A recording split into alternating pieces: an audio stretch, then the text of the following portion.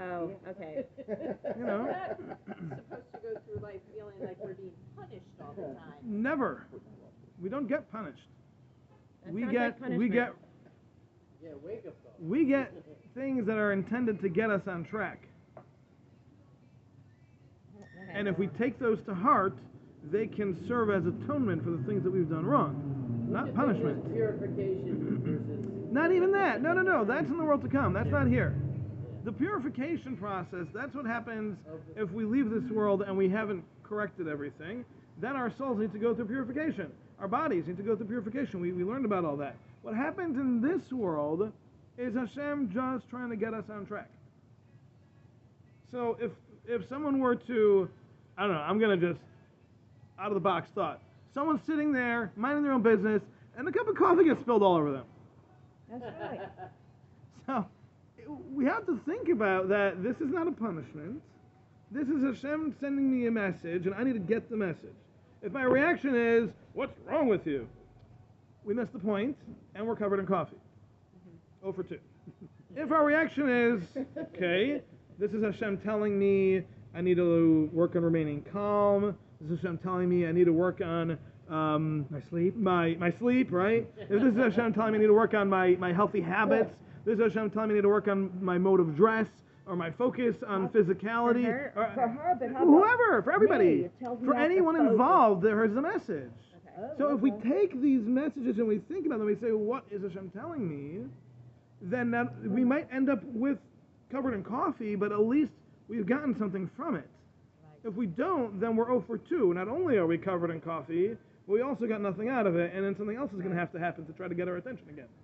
So how do we know what the lesson is? We don't. We don't. We don't, but you have to try.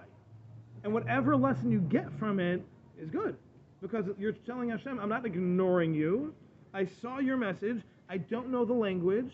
I can't decode it necessarily, but I'm going to try, and whatever message I get from it will be progress.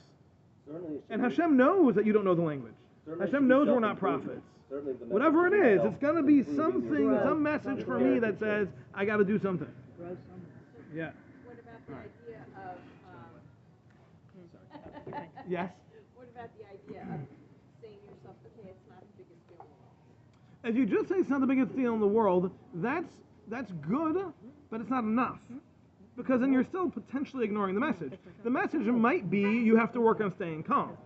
And you have to work on not worrying about, oh no, I have to bring my skirt to the cleaners. Like, if those are the messages that says, okay, I need to work on not worrying about that stuff and not focusing on that, and it's not a big deal, that's a good message too.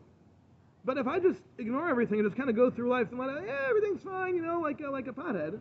Everything's good, yeah, everything's great, everything's fine, there's nothing wrong. My house burned down, it's all good, right? It's not the way to live. Then you're just ignoring the messages. It's not the proper way. But if the message is, I need to learn on controlling myself and my reactions and my focus on physical things, like, oh no, now I need to go shower, okay, right? If that's what I need to work on, that's fine, that's a good message. I just cannot see Rabbi Nidickman ever being a pothead. I just can't see that. I can't picture that. Or knowing what one is. No one knows. No one knows. A what? You You ever heard of the new Uncle Moishy gummies? Yeah. Oh my gosh, they're amazing. Oh no. Uncle Moishy gummies. That was good. Gummies That are was the very quick. Well, there was a kosher restaurant in Chicago, Emma's, and they had a vending machine there, and they were selling gummy bears, They were? and 2 kids ended up unresponsive for 3 days because they could not figure out what it was, and they realized that those were the wrong gummies. Oh, really? Oh, wow. Yeah. Anyway, So you're so, saying is they make uh, kosher I gummies? do remember that. I heard that. Yes. I did hear yeah, that was I didn't realize that it was was the wrong crazy. gummy. Yeah, that was kind of crazy. Anyway, so. How did we get there? So, ki Elohim ha'imtsoim chazakim, because these are the strong paths and methods, hamakarvim ha'adam el bayre, that bring a person closer to their Creator, hamazakchim es choshech ha'chomer, that are able to purify the darkness of physicality, umazhirim zahari hanashama, and they will make the neshama shine bright. Umalim es ha'adam me'ilui le'ilui, and they will raise a person height upon height. Ad sheyasig kirvasi yisbarach shemai, until a person reaches a point that they feel the closeness of Hashem. So this is it. This is the process. The process is the one that we have to go on every moment of our lives. This is the goal. We got to work on seeing Hashem's greatness. We got to work on seeing our own lowliness and relative to that. And we need to work on allowing our inner selves to rule and to want to connect back to Hashem. Everyone wants to go home. Everyone wants to feel connected to their that which is they're closest to. Our neshamas are a piece of Hashem. Inherently, they want to connect to Hashem. That's what they are. So we got to let that happen. And it's not going to happen if we are focused on all our physical ridiculousnesses. It's not going to work. We need to live in a physical world. We need to turn those things into mitzvahs, though. We need to use those as ways of coming closer to Hashem. All right. Beautiful. It's been a pleasure. Thank you. Stay dry. Thank you. We'll see you next week. Say at night when you're getting ready to go to bed or whatever, or you have a few minutes and you need some self-soothing kind of way to feel like you're giving to yourself spiritually. Mm-hmm.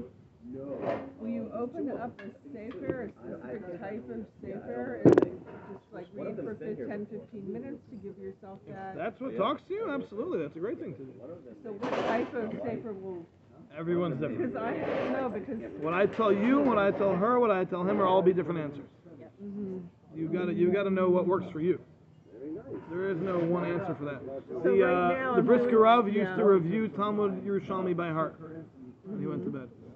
People have always suggested Tehillim, but I No, that doesn't- That doesn't do it for you, That right? doesn't do Everyone's it for different. me. Some Because people I it need to know does, some what people it those things doesn't. mean. So maybe something that has explanation. Well, there is. There's an art scroll in depth to Hillel. Yeah. Get it. I have a book, actually, another one that I haven't started, that goes in depth. It's like, it's called Growth Through. Why Tehillim? Okay. Shoot me a text and I'll work around it. Tehillim is it's essentially a song of hope. It's full of ups and downs of life, and how through everything, David HaMelech says, connect to Hashem. Realize that even in the darkest times, Hashem is there, Hashem is running it, Hashem's in charge. So that's very uplifting for people. Not for you, and that's not the right answer for you. No, I mean, not that I don't relate to it, I totally relate to it, but I feel like I need something meatier. Okay? Um, All right, think about it. I don't want to think about it, I want you to tell me. All right, let me think about it.